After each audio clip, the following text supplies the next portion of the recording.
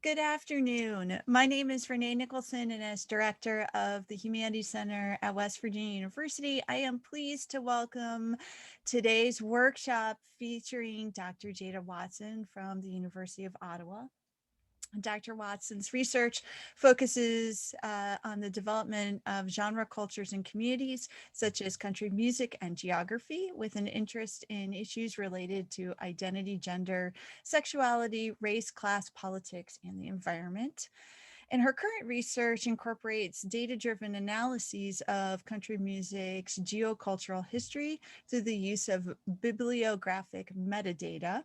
And today, she is going to help us break down the barriers for those of us who want to get into digital humanities research and to use data, but aren't sure where to start or don't have the budget or expertise for sophisticated data mining tools. So that is just a short introduction to her work. But before I turn things over to her, I just have a bit of housekeeping. So today's talk is being hosted here on the Zoom webinar platform, and many of you are probably very familiar with the Zoom webinar events. Today, I'm going to invite you to ask questions for Dr. Watson using the Q&A function. And at the end of the presentation, as your host, I'll do my best to ask these questions as time allows. And I will make only answered questions made public, and the chat function is not enabled for today's webinar. So with that, it is now my distinct pleasure to introduce you to Dr. Jada Watson. Welcome. Thank you so much. Excuse me. I'm so happy to be here. Before you leave, if I want to send my links to PowerPoints, can I send them through the chat? Yes, or the Q&A. Oh, perfect. Okay, great. So, here we go. All right, everybody. I'm just going to send some links through the chat. I've created a workbook for today and a Google and Excel slide deck handout for you. So don't be alarmed at the amount of slides. We are unlikely to get through them all, but I wanted you to be able to work through a lot of these questions on your own if you have time and interest in continuing your work with Excel. I'm really delighted to be here today. We have a digital humanities minor at the University of Ottawa that started in September 2016, and I've been teaching in the minor since the beginning, and I'm now coordinator of that program. And one of the things that I always do when I teach the first year class is teach them how to get started with data just using everyday tools like Excel and Google Sheets. We do use Google Sheets more than Excel because it's so readily accessible to students. And I'm not sure if you have a Google Suite license too, but our students have it through their tuition fees. So it eliminates one of those barriers. What I really hope to do in my teaching and with you here today is to show you that these everyday tools are really powerful, and there's so much that you can do where you don't need to learn Python, learn how to script or code, or use sophisticated data mining tools. You can get a lot done with an everyday tool like Google Sheets, and still do some pretty interesting analysis. So I'm just going to flip over to my slides for a moment. I won't spend too much time in my slides. I will move over to Google Sheets momentarily, but I just wanted to start with a few opening remarks. So here's just a general description of the workshop that we're going to do today. We are actually going to look, the data we're using are the top 100 songs from the year-end charts from US Top 40 Radio between 2000 and 2018. So this gives you a sense of the type of stuff that I do in my research. But we're going to use that to learn how to format a spreadsheet, learn how to manipulate data, learn a couple of functions that are fun to play with, and hopefully spend most of our time working in pivot tables and creating charts. And just one last time, I will put all those links in the chat for anyone who's just joining us. And though I will be using Google Sheets and referring to the PowerPoint that has Google Sheets, there is an Excel version that goes with it that shows you how to make pivot tables with Excel, which are slightly different. And I'll try to remember throughout to point out where there are some limitations with Excel. Because there are some things that you can do in each tool that you can't do in the other, which makes it a little bit confusing, but we'll try to keep it straight throughout. All right, so let's dive in. So spreadsheets are really a multi-purpose tool. You probably think of them as something that's used for budgeting, or in financing and things like that. But really, they're a multi-purpose tool that we use all the time for data entry, storage, analysis, and even visualization. Um, they contain columns and rows and allow you to format your table and your data into tables that you can then manipulate in so many different and really interesting ways. The basic organization is a table. So what you want to think about when you're working with this is that you're collecting your data in a way that represents a table. And so we'll see that in the next slide. But there are a couple of things to remember. When we're looking at a table, we're looking at rows and columns across your Excel spreadsheet. The rows are records. So if you're compiling data about a song or about a person, each song or person will be in a row. And so all the descriptors about them will be across the columns. Columns are the fields, so they're the descriptive categories that defines the elements of a record. And the very top row of your data set is always where you find your field names. So the categories that you're working with. And so we'll look at a small example here.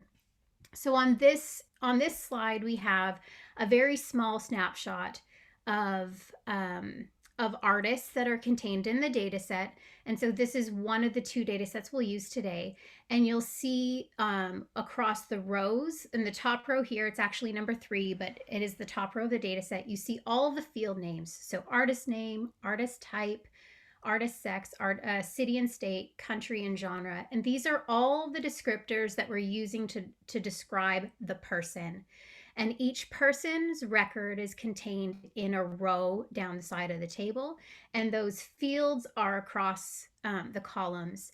Doing it the other way will sort of render this data challenging to work with. So you really want to think, what is the basic unit of analysis, whether it's a song or an artist or a place, and those descriptors do go across the columns. Some quick do's and don'ts. So really, we want to make sure that each, let's go back here for a minute. I forgot to say, at the intersection of the column and the row is the cell. So you'll see here where I've circled Stockholm. That's one variable. So that's important to note, because what we want to make sure is that there's only one variable in a column. So you don't want to mix like song titles and artist names in one cell. You want to keep those separate. They're two separate variables. You really want to use a header row. You saw that in that row 3 where there was a row across the top that had all of our field names. You want to know what the unit of your variable is. So use field names that are descriptive enough to help you understand what's in that column. And name your worksheets. You really want to name them, because as you go and as you generate more and more sheets, as you'll see when we do this today, you want to make sure that you know what you're looking at. If you come back in a week from now and you're looking at it again, you want to make sure that you understand what is in that sheet. A few small things, we'll look at them in a moment, but you don't want to merge cells. It makes it really hard to use them. And you want to keep your graph and your data separate. So we're going to try to implement some of these best practices as we go for documentation, but also for separating out data, pivot tables from data from graphs. And this will all make sense as we go. So here's just one slide with an example of some do's and don'ts. And so you can see here that we have a very small data set that combines the raw data with some different tables and a chart. And you'll see that there are merged cells over here with tomato meter rating. And so this is a good slide to refer to in the future if you ever want to remind yourself of like what are sort of best practices for data management. And another little tip here is to always preserve the original version. So we're going to work with data today, and we're going to take an original data set and make a copy of it. But it's always good to keep the original in a separate folder. If something ever happens to the folder you're working on, all of the work that you've done to create your original data set is preserved because it's stored somewhere else. And so the data set we're working with today for me is saved on my desktop. And we're going to work out of Google Drive. And so you might want to do that as well. Download a version of the data set to your desktop so that you have a backup version if you want to try all of this later. And I think I'll just flip over to Google Sheets now so that I can show you the menu. So when you're in Google Sheets, you have a menu across the top, and it's very much like Excel. There are just a few different functionalities. And so in your edit function, you have all your your actions such as formatting, copying, pasting, deleting columns. Viewing are commands to help you manipulate how your screen will look. So if you wanted to freeze frame something, we won't be doing that today, but that's where you would do it. Insert is really for anything you want to add. If you want to add rows, columns, cells, charts, images, functions, this is where you would go to find all of those features. Formatting is just like Word. So bold, italics, if you want to change the aesthetic of your cell data. Data is where you go for commands that enable some kind of manipulation or data management. So this is where we're going to spend a lot of time today to make pivot tables, to turn on filters, and you could also sort in this column. And then across the ribbon, just a few things to point out. Of course, undo and redo if you make a mistake along the way and you want to undo something. You can adjust the size of the screen you're viewing. And this is really important. We're going to play with the filter today. So if ever I say turn on the filter, this is where you're going to go to do that. It's quicker here than going to the data menu. All right, so we're going to get into this now, and we're going to have a little bit of fun just exploring the data first. So the first thing is, like, what are we looking at? I've given you a data set that has 4 tabs in it already, and I'll explain each of them. Let's start here with charts year end. This is the year-end data. So this is every single year-end chart from 2000 to 2018. So you can just scroll down and see that the years do change once you hit 100 songs. And so we have the chart year in one column, the position of that song for that year, the lead artist, the song title, the featured artist, the year the song was released, and if it was actually in the data, the record label. There are a couple of things that I did to this data set in advance to prepare it for you today. We try to always have content in our cells. So we try not to leave an empty cell so that it doesn't interfere with analysis later. So if there wasn't a featured artist, I actually added in no feature so that we could filter it out later. And if there wasn't a label, I put NA, and we can filter that out again later too. Other little things, I pre-cleaned the artist name when I download it from the database. It is quite messy. So one thing that I wanted to do is make sure that the artists' names were all spelled the same, so that when we analyze them later, if we look at Destiny's Child and it's once and there's once without the accent, that it wouldn't show up as two different records, but the same part of the same band's output. So there's a little bit of data prep that has to go into this, and you're sort of jumping in after the data prep. But what we can do here, you can just turn on your filter, which is up here in the right-hand corner. It looks like a little funnel. And you can get a sense of the types of data pieces we have. So if we filter here, we can sort the song column A to Z or Z to A. So let's just flip it around. And now we have everything backwards, except this song is always formatted strangely. And we can go back and make it A to Z again. So you can do things like that, but you can also clear the filters and look at, maybe you just want to look at the songs that are that have numbers. So you can clear all the filters, select the ones you want to see, click OK, and then you're just looking at 5 records that you've selected. To turn them back on, click on the little funnel, click Select All, click OK, and then everything comes back. The other feature I want to show you is sorting. We're not really going to play with this much today, but it could be useful to you later. So the thing to do here is go down to cell A2, which is the one I've highlighted here, and press Shift Command Arrow over so that you select the whole row, and then keep on holding Shift and Command and arrow down to select the whole table. Another way to do this would be to press Command A or Control A to select all, but what you want to make sure is that you're not selecting, let me just scroll up to the top, that you're not selecting the top row. And then you can click on Data, Sort Range.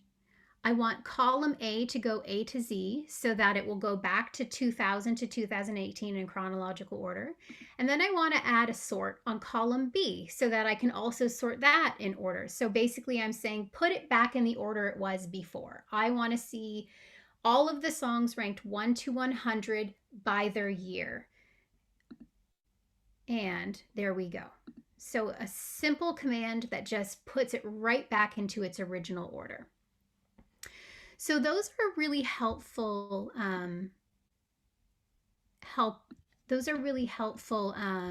Tips for just getting some preliminary sense of the data. So now we're going to. I'm going to explain the curation process to you. Oh, I have a great question here. Finding an artist label is easy. Why would it not be included? Did you just use one source? Yeah, this data was actually downloaded from an industry database, and so I'm just using the data that they gave me. I, of course, could have done that research to add in the labels, but since we're not using it today, I opted not to add in that label data. But if you're curious, you're more than welcome to take this data set and add that data in yourself and play with it a little bit later. So the next step is, because we're going to be working with artists, what we really want to do is find out a little bit more information about who our artists are and where they're from and how often they appear in these in this year-end chart. So I'm going to explain to you how and why I do this, and then we're going to do our first function together. So in order to work with artist data, I always create a separate data set of just the artists. I do this for multiple reasons. I do it so that I can clean the artist names as I go. I also do it to reduce my time. It's a lot easier to do the research for 500 artists than it is for 2,000 artists. And it ensures that there's accuracy and consistency in the data. So in the past, when I've had students do this, they've curated their data right in their main data set. And a lot of typos end up happening, or little discrepancies because the artist names might not be spelled the same, or just copy and paste errors. They're so easy to happen, especially when you're working in spreadsheets. So over the last couple of years, what we've done is we've instituted a practice of, what we do is we copy the entire artist column and we bring it into a new data set entirely. And what we do then is sort it A to Z, so that you can go through and clean up artist names. Make sure that everything's spelled the same. Make sure that there are no characters that are out of place. One that often happens, it doesn't happen in this data set, but it happens in my other data sets, where Reba McEntire is spelled as either Reba McEntire or Reba. Well, that can pose problems in the data analysis, because your tool is going to think that's two different people, even though it's one person. So there is some data cleaning that goes into this before you do this, and that's already been done for you today. But then what we do is we copy that column and we bring it into a new data set, a new worksheet. We remove all the duplicates, and then we start curating them to add in things like the ensemble type, um, the artist's sex, the genre, the what else did we add? We added geography.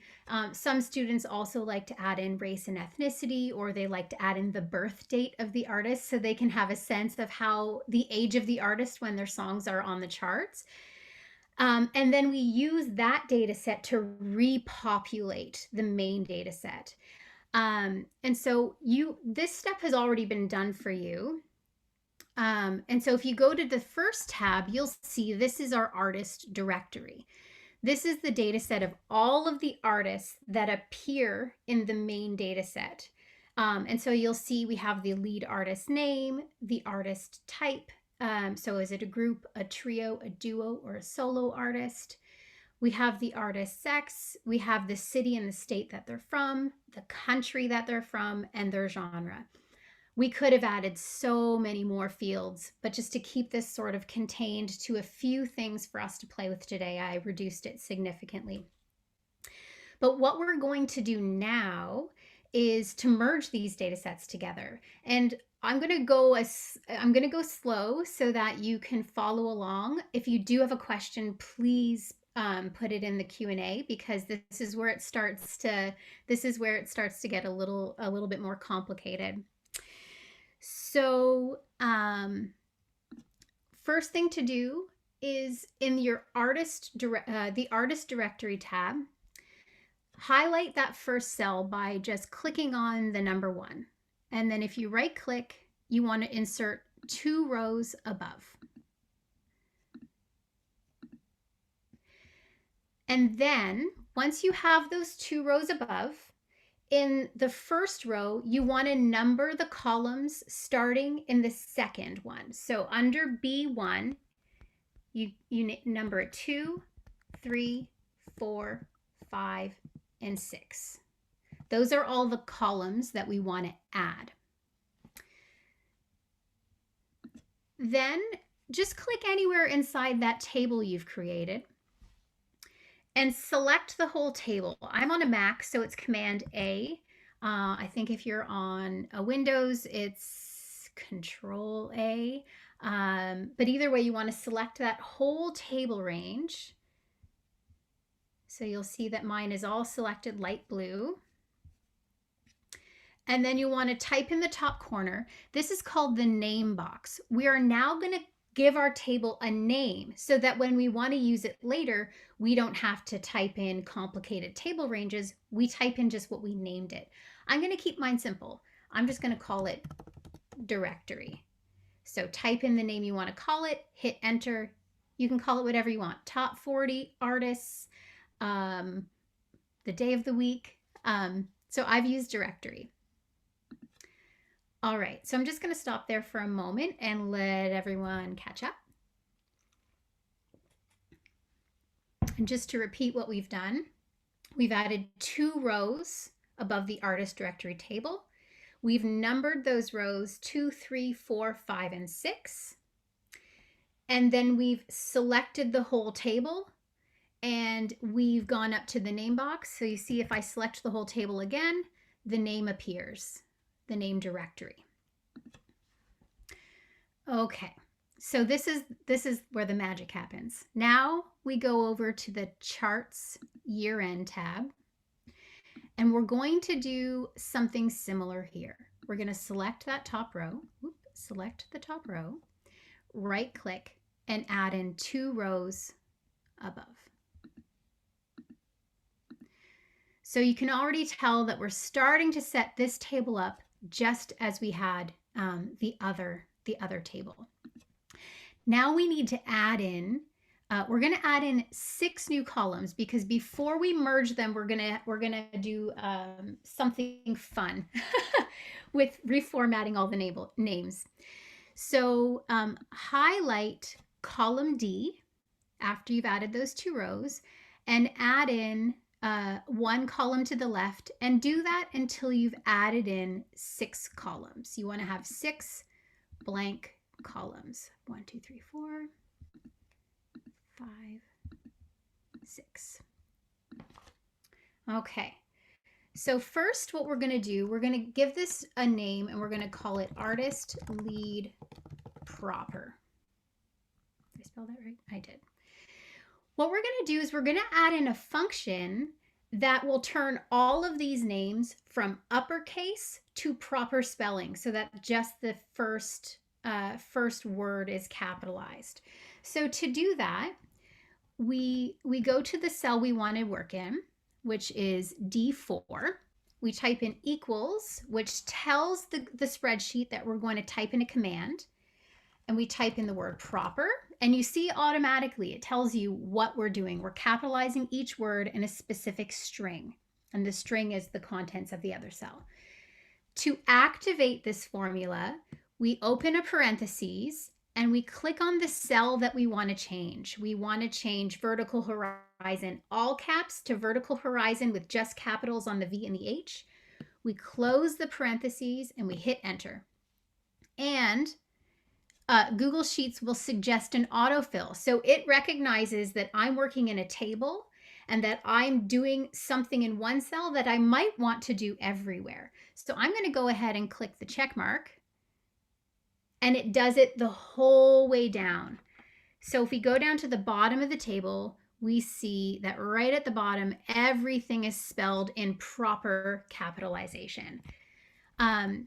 As sort of a side note, you could also do the same thing to make everything uppercase by changing, using equals upper, or all to lowercase by equals lower.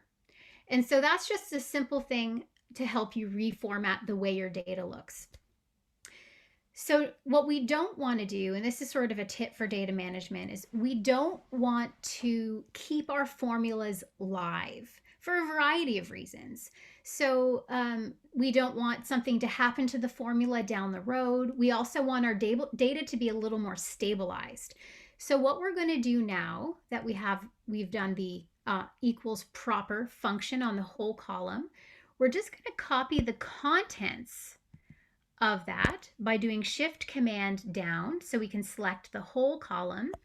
We're going to copy it, so Command C, and then go up to Edit, select Paste Special and Values Only. So you'll see now that up in the formula bar where you had probably once noticed equals proper and the cell that you wanted to manipulate, now you just see the band name, and I'll undo that so you can see the difference. So you'll see up here it says equals proper C4. That's our formula, and when we copied and pasted the special values, we were saying paste without the formula underneath, and it converts just to the band name. All right, so if you have any questions on manipulating those names, it's absolutely not necessary. It's just a fun trick to teach you. So let me know in the question, if in the question and answer, if you are unsure of what I just did. I'm happy to repeat it. But what we're going to do is go over to the artist directory, and we're just going to grab these column names, so the field names that we're going to add to our year-end chart. So copy them and paste them here. So you can see that they're the names of our new columns. And as we did in the artist directory, we're going to add in the numbers 2, 3, 4, 5, and 6. Once you have that, this is where I say the magic happens. And we're going to do it wrong first, so we know what it looks like when it's wrong, and then we're going to do it right. So there's a slide in here, and I apologize, I didn't number them properly, where you'll see a big Vlookup function. I'll just put it up in the camera here. We're going to be doing this function here. So a Vlookup function, it allows us to retrieve data from a different source and bring it into our table. So now we're basically saying, hey, Google Sheet, I want you to based on this person's name, I want you to go into that table I called directory and bring all of that person's data into this table. And so I've put the whole formula there as a cheat sheet for you so that you know what we're doing. But basically, we're going to activate a formula by putting in equals, and we're going to type in VLOOKUP, and it's called a vertical lookup. We open the parentheses to start typing out the formula. And what we want to do, we're looking in the artist name. So we're going to take this cell, the cell that's associated with our artist, and put in a comma. Then we're going to type in the name of the table range that we're using, so the directory or whatever you called it, comma. Then we're going to say, I want contents from column 2 here, so we're going to select that number, comma, and put false, so that if there's an error, we'll get an error message. So basically, all of the elements of our argument of the formula are separated by a comma, and each one of those tells the spreadsheet what to do. So we are saying, in this vertical column, go into this column with the artist's name, in this other table directory, and bring back the contents that are in the second column. And if there's nothing, give us false. So we hit enter, and we see group has emerged because vertical horizon was defined as a group. So already it's working. What we're going to do next is drag that, this is called a fill handle. We're going to drag it across so that we can populate the data set with all of the contents from our artist directory. And you'll notice, there's a mistake. Because what we do when we drag that fill handle is that it shifts the cell. So this worked because we were pointing to a cell with content that was in the directory. But when we move it here, you see here it says D4, and that has vertical horizon. Well, when we move over, it says E4, and E4 has the word group, and group isn't a name of an artist. And so this is the spreadsheet's formula way of telling us that there's an error and we need to go back and make a correction. Now, I know the mistake that I made because I did it on purpose. I wanted you to see the error. But what I didn't do was lock in my formula. So what we do, the dollar sign is used to lock in pieces of our formula so they don't shift. So what we're going to do first is we're going to lock in D4. What we're locking in here is column D, so that when we drag that formula bar across, we're always referring back to a name in column D.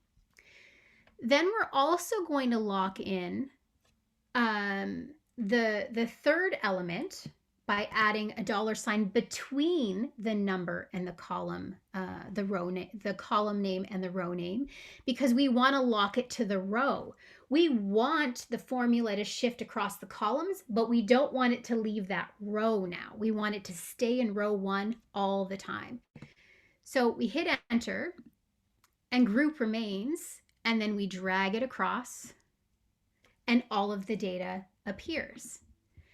So that's because we've locked in now our formula, so that our formula is always pulling from column D and always pulling from row 1 for filling in those elements.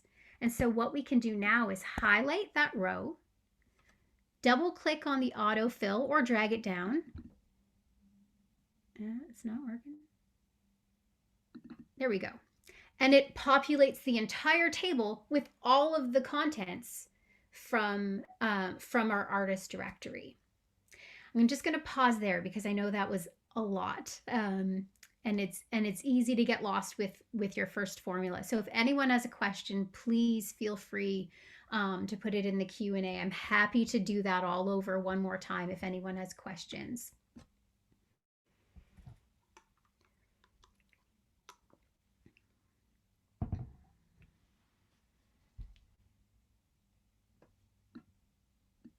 Okay. I'm guessing there are no questions, but if there are, please don't hesitate to add them in. So again, we don't want to leave our formulas live. We want to make sure now that when we work with our data going forward, that we're working with data and not formulas. For a couple of reasons. If something ever happens to that formula, it will interfere with our analysis later. But also, it actually is a lot more work, because every time the spreadsheet wants to then go and calculate something, it's going to be calculating the formula before. How do you know what's needed in a formula, like those specific terms and clicks? Reading Excel for Dummies. I've spent a lot of time working with Excel, so I've learned all of these things over, the last decade. I have a degree in information science, so we became very familiar with Excel while we were doing that. But I do highly recommend things like Excel for Dummies. It's a great book. It really will walk you through everything you need to know about Excel and gives you examples, sample data sets, and like a directory of formulas so that you can learn them all. And I just ask if I'm not sure. I know that Excel can do something and I'm not sure how to do it myself. I'll either Google it, because Google will tell me everything, or I'll ask a colleague who might know how to do something. But it does take some time to get used to it. That's why I wanted to provide all of the little pieces of the formula for you, so that you don't have to play the guessing game like I did when I was learning this the first time. So yes, now what we want to do, here we go. We want to get rid of those live formulas again. So we find the first cell where we put in data, and we're going to go across and all the way to the bottom, and we're going to copy. And we're going to do the same thing that we did before. We're going to paste special only, so that we're just working with the values. And you'll see here the formula is gone again, and we're just left with the data that we're working with. All right, so now we're going to shift into pivot tables. So this is basically what I do at the start of every project. I always start with creating that artist directory, with merging it with the main data set, and it really allows me to know whether or not there are any errors. We're going to check right now, before we go into pivot tables, to see if there are any errors. So there are a number of ways you can do it. Since we're working with such a small amount of data, we're just going to check in the category, in the fields that have the smallest amount of different data types, and we're going to look, and we see duo, group, solo, trio. We have an error here. We see hashtag NA, so there's something is missing data. So what we're going to do is clear We're going to select just those values. And we see that there's an issue here. These two band names, when we did the VLOOKUP, no data came with them. This actually happened because we pasted special values before. So what we're going to do is we're going to go over to our artist directory, and we're just going to take that data. And since we're just dealing with 2 rows, if we were dealing with more rows than this, I would not do it this way. We want to paste that here. And we'll do the same thing for this band. If we had a number of errors, I would actually recommend that we do VLOOKUP again on them. But for just 2 rows, I'm not so concerned. So now when we look back, we just have duo, group, solo, trio, no errors left in this column. So we select all. We look at our whole data set again and just take another peek. Oh, look, there's a typo in my data set. So what we're going to do is select the cell with the error. So clear the values, select male =, female. And again, because we're just dealing with a few, I'm just going to fix them manually. So I type it in once and then I paste it down into the cells. Here too, if it was more than 6 cells, I would be doing VLOOK all over again. But we're just going to keep our lives a little simple here. All right, so now our data is ready to go. So what we're going to do now is our very first pivot table. There are some instructions for this. If you look for the big slide that says exploring our data, we're hopping to that section now. So we're going to be working with pivot tables. You could very slowly use the filters to do everything we're going to do today, but it would be very manual, and you would be spending a lot of time writing everything down just by using your filters to filter, just to look at the female artists, just to look at the male artists, just to look at the ensembles. But spreadsheets, whether it's Excel or Google or even Numbers, has a tool called a pivot table that allows you to cross-tabulate. So it will allow you to say, I want to take all of the types of data in this category and calculate it by this other category, and it will give you the numbers. So we're going to start with our very first question so that we can look up how many men, women, male, female ensembles, and non-binary artists are in this data set. We're going to start by selecting the whole data set. So, and you don't want those 2 top rows, you just want your table range. We're going to go up to data, and we're going to select pivot table. Click on that.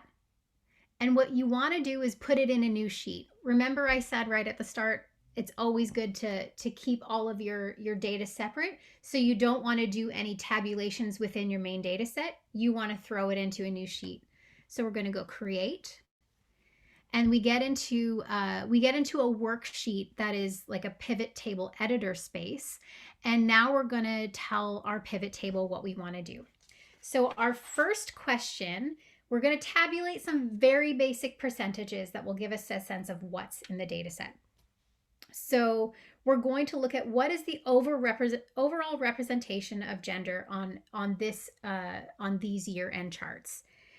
So what we're saying here is how many male artists, female artists, male, female ensembles, and non-binary artists are responsible for songs in the data set.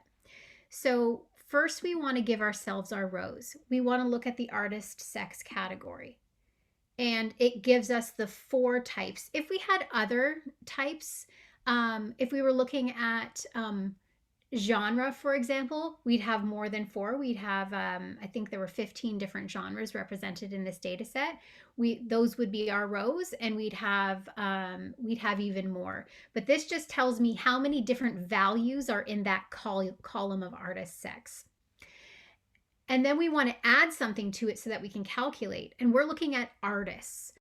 So we're going to take we're going to go into values, and we're going to take artist lead proper, which is that the column that we created, and it autofills with the number of male female ensembles and non-binary artists in this data set. And it does it all for us, so we don't have to sit there and turn on the filter and filter out all of these and do it manually. It just does the calculation for us. So what we're looking at is 19 years of songs. We have 100 songs for 19 years. So we have 1,900 records of songs in our data set.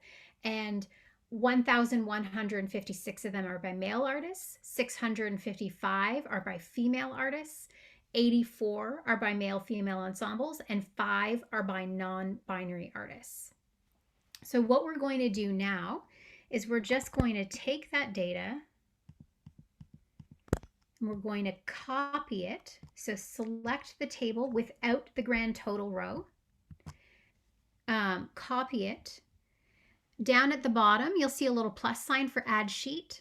Click on add sheet. And we want to, again, paste the special values because we don't want to bring all that calculation formula that's underneath the pivot table with us. So we're going to go to edit, paste special, values only. And all of our data comes with us. If it came with a grand total row, it just means that you didn't paste special values. So just undo it and go up to edit, paste special, and values only. I'm just going to rename this unique artists because it's a little bit easier to look at.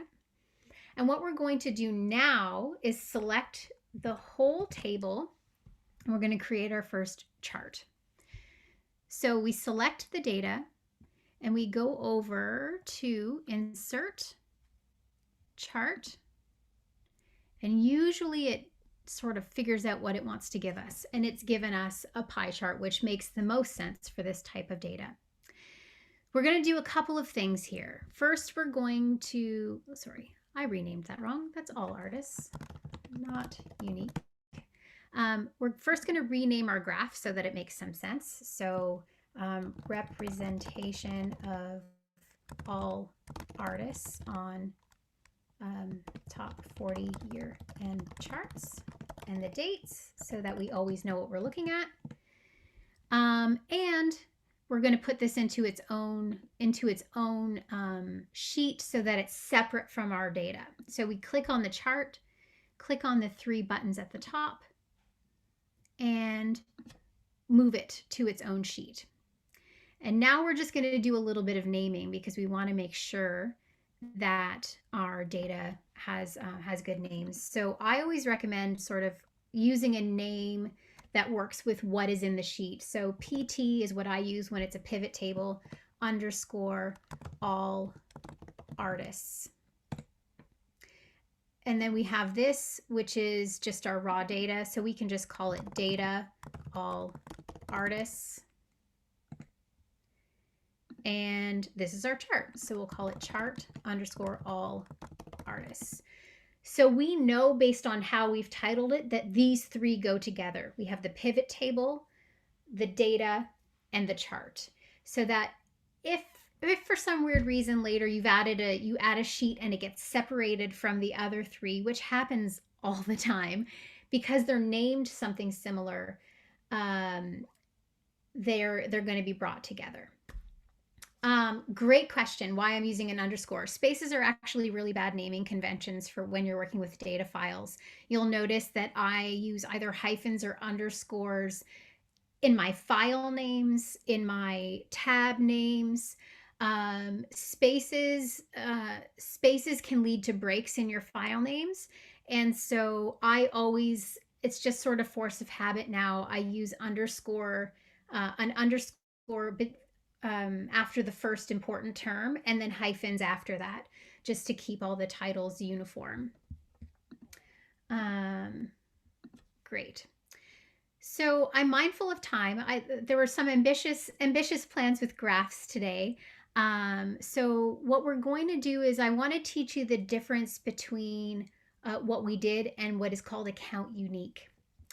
So if we go back to this original pivot table, I wouldn't actually usually recommend playing with the same pivot table after you've already locked in some values. But because we pasted special, it's not going to manipulate our charts. So we're just going to play here for a moment. I said earlier that we have 1,900 rows of data. So we have 1,900 songs that are in this data set. But we're interested in how many different artists are in that data set, unique artists. So of course, we don't have 1,900 different artists because, for example, Rihanna has more than one song in this data set. Maroon 5 probably has more than one song in this data set. So we want to filter that down now to remove duplicate entries of an artist, just to look at unique instances. And so if we go down to this values column where we have count A, if we flip that over to count unique, it changes that number drastically. It brings it down to 560. That's because we only have 560 different artists that are responsible for these 1,900 songs in our data set. So it gives you a sense of how big this population is for the top 100 songs for each of these calendar years. And it gives you a sense of what those percentages might be then if we then make a pivot, a chart out of this. So we'll do that too. We can just copy that data, make a new tab, paste special values, and here we'll change this to unique artists. Select the table and insert chart. We'll rename it again.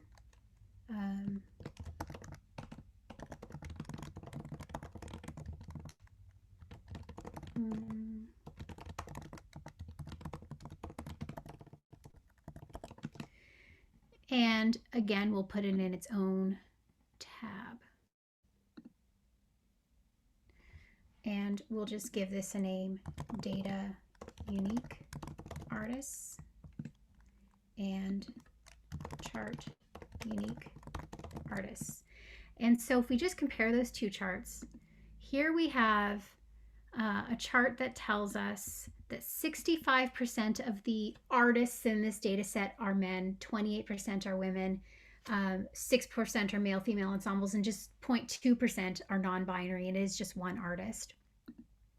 But then if we go back over to the chart of all artists, we see that there's not that much of a difference.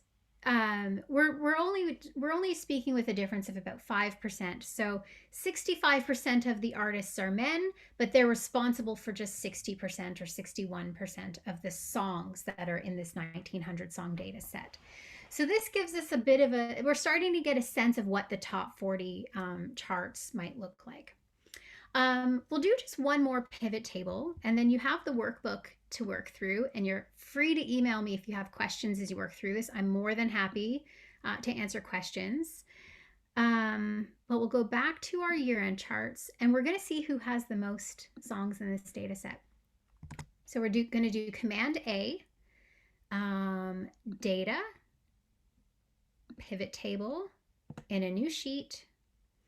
And so now we want to do something a little different. We actually want to first generate a list that of all the artists. So for our rows, we're going to add in artist lead proper, and all of our artists' names populate into the pivot table.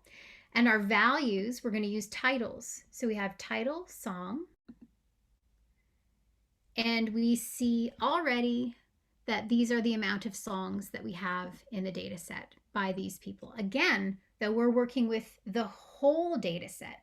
So just for fun, I want us to now do a count unique, because what if there are repeat songs? What if a song charted on 2 different year-end charts? So we'll just flip that over to count unique. And we see, yep, Three Doors Down has 11 songs in the data set, but 4 of them are repeats. They only have 7 unique songs in the data set. So we're going to work with this one. And we're going to copy the table, everything but the bottom row. We're going to copy it, create a new tab. We're going to paste the special values, and we're going to go unique titles. Here we're going to take another step before we make our chart. We're going to turn on the filter. We're going to sort it Z to A so that we see the artists with the most songs going down to the least. And we're just going to take our top 10. So Rihanna, Maroon 5, Taylor Swift, Pink, Katy Perry, and Kelly Clarkson come in together. Justin, Black Eyed Peas. We'll go down to, maybe we'll stop at 13. And we will insert a chart. Now, Google thinks that we want a pie chart, and we don't want a pie chart. What we want to do is this kind of a graph so that we can then look at the top artists by the number of unique titles that are in the data set. And again, we'll move it to its own sheet. And we'll rename this pivot table top artists, data top artists, and here chart top artists. And so we know that Rihanna in this 19-year period that we're looking at, Rihanna has the most charting songs, followed by Maroon 5, then Taylor Swift, then Pink. So there are top 4 artists in this particular data set for that period of time. I'm going to pause there. I know we have like 3 minutes left. So if there are any questions, this is a great time to ask them. In the handout that I created, there are 2 other chart types that could be made. You can make a line graph to look at gender representation over time so that we can look at 2000 to 2018, and also to generate maps. I'm happy to demo them for you now if anyone wants to stick around, but I'm also happy to end there and have you work through them on your own. And if you do work through them on your own and you have questions, please don't hesitate to email me. My email address is, I think, probably Renee can get that for you, so that we don't put it out on Zoom. But as more trends singers hopefully begin to chart, how will you account for them in this type of work? Will they have their own category? Yeah, that's a great question. I love that question. Absolutely. I have this problem in my country data set as well. There are just, everyone is a cisgender. All of the artists that charted have been cisgendered and heteronormative. And so I can only work with the categories that are existing in the data set. So absolutely, my hope is that as more artists start to get radio airplay and their songs start to chart, that I'm going to be able to develop new categories to go along with them. At the moment, this is just, unfortunately, the state of, the radio industry. But absolutely, there would be more categories to work with.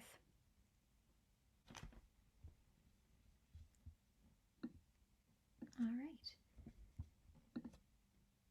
Any last questions? Can you show us briefly? Yeah, I could show you what a map would look like. Absolutely. Renee, is that okay? Absolutely, it's okay. Okay, great. Excellent. I love maps. This is actually why I got into doing all of this stuff to begin with, because I really love maps. So we're going to go back to our year-end charts, select the whole data set, click on Data, Pivot Table, New Sheet. So why don't we start with, let's start with the world map. Let's see where everybody's from. So we're going to take rows and we want to know the countries that are represented. So first in rows we add country, and all of the countries that are in our data set are populated here. Now we want to do the same thing as before. We want to see the artists. So we're going to go in values and we're going to take artist lead proper, that new column we created. Um, and we get to see where the artists of these 1900 songs are from. But again, we're still working with 1900. My preference when we work with this is to always go back to unique artists, because we're talking about people in this instance and not the songs. So we're going to flip it over to count unique, and we get a list of the number of artists by their country. And of course, United States comes out at the top. It is American radio that we're working with. If we were working with Canadian radio, it might be more Canadian artists. So we're going to do the same thing that we were doing before. We copy all this data and we're going to put it into a new tab, edit, paste special, values only. And just to make sure, we're going to do unique artists. I can't spell today. It's a bit of a problem. Select that table, and we go insert chart. And of course, it's going to tell us we want a pie chart. We don't want a pie chart. So what we do is we go over to the chart editor, and we click on the first under setup, and we scroll down until we see a world map. And it should give us a world. Great. So Google always starts with red and green, but this actually doesn't tell us much, because everything has the same level of darkness and color. So what we want to do is go in and customize our map just a little bit, so we get a gradient and we get a sense of where most of the artists are from. So we flip over to customize. We go to geo, and we see that we're in a world map, which is great. Of course, we could flip it to a different country, but we have so much data here, we should represent it all.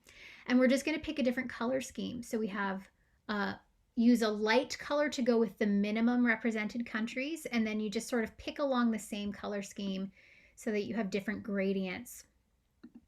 And now it shades along a scale. So we can look at this and say, okay, so we do have people from different parts of the world. Because it's an American radio chart, we do have mostly Americans, so it does make sense that it's the darkest color. But you can see that Canada is slightly darker than, let's just see if we make it slightly darker than Australia. And so we can start to see the difference between countries. And so it's really great because Google actually works with its own geocoding system. So it just takes all the data that you've dumped into it that has geographic tags, and uses that to populate the map that's behind the scenes. You can do this in Excel. It does it as well. But sometimes it does a better job in Google for this. Don't tell Excel that I said that. So it's really simple to be able to do this. How was that? Any more questions or mapping that you want to try out? I have to say the map is fun. The map is fun, and it's fun to, we can also take the same data and use a different column, use the state column to build just a map of the United States and filter out all the other countries. So those instructions on how to do that are in the handout. So feel free to work through. And like I said, just send me an email if you have questions. I'm more than happy to look at it and let you know what's happening if you're getting error messages. They happen. So, it's not a perfect tool, but it is a robust tool. So I'm going to call our last question.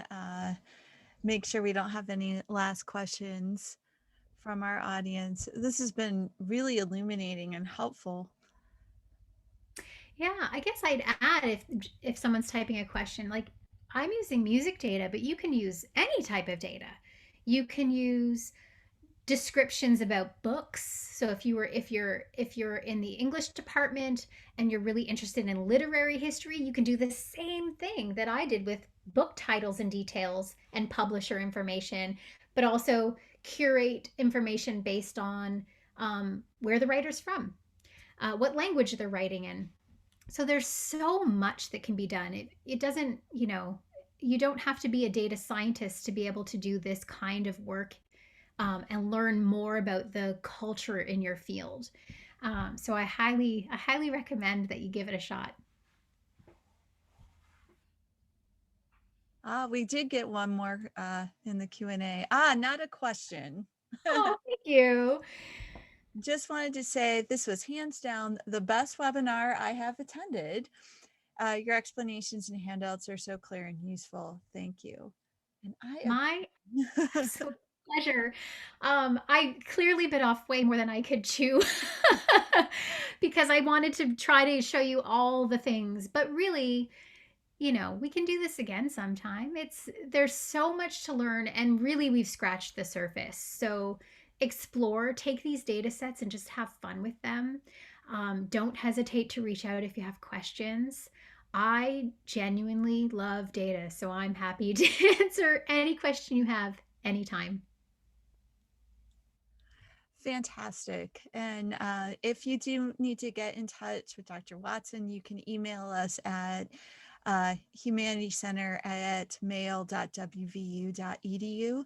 And I hope you will join us later this evening at 7, where you'll see where Dr. Watson uses this in her own research. And she gives us a peek into the exciting ways that this data informed her research. Again, that's tonight at 7, and you can get the Zoom link at the registration page on humanityscenter.wvu.edu. And with that, I'd like to thank you all for attending today's webinar. Oh, one last question. I can't help myself. Just a thank you. And, My pleasure. My absolute pleasure. and with that, I hope you all attend tonight. And I'd like to extend our thank you to Dr. Jada Watson for today's workshop.